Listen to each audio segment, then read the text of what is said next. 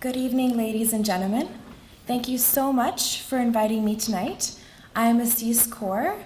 I've recently graduated, and I'm really delighted to speak at this momentous occasion. I won't bore you with a long speech, but instead give you some insight as to what wellness means to me. And I hope at the end of my speech, you all feel the same. Wellness to me means physical, social, and spiritual well-being. And during my high school career, I've tried to include these in my life, and I'm here with you today to share that. Physical wellness promotes proper care of our bodies for optimal health and functioning with the use of physical activity, nutrition, and mental well-being.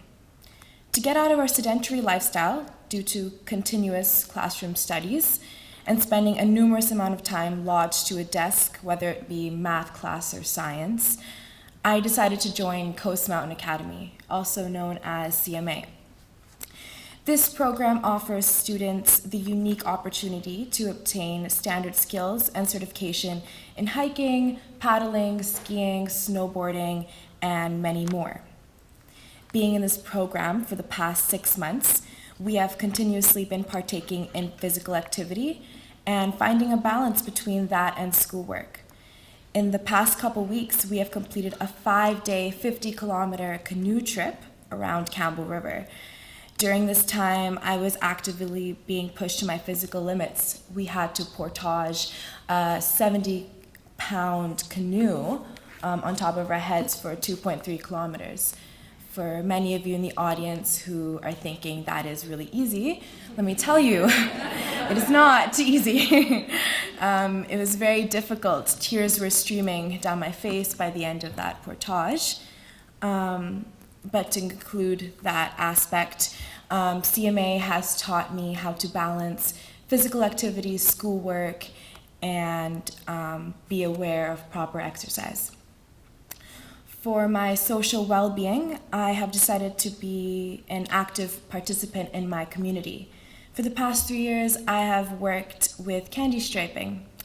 For people who don't know, candy striping is they get young women, or also men, to volunteer at the hospital and take care of the elderly. By being with the elderly, I've served them in meals and also socialized with them. It has made me aware of the many challenges we would face as we grow old. I learned a new definition of love and compassion by working with many elderly patients. It was a very satisfying experience to make them happy through service. I've also been a key player in Rotary this year by working on my high school Interact team. We have initiated projects such as Gifts of Hope, where we basically purchase and deliver common hygiene products to a selective, impoverished nation. The Rotary Interact Club was a great learning curve of my life for social health and has given me a huge exposure for community needs.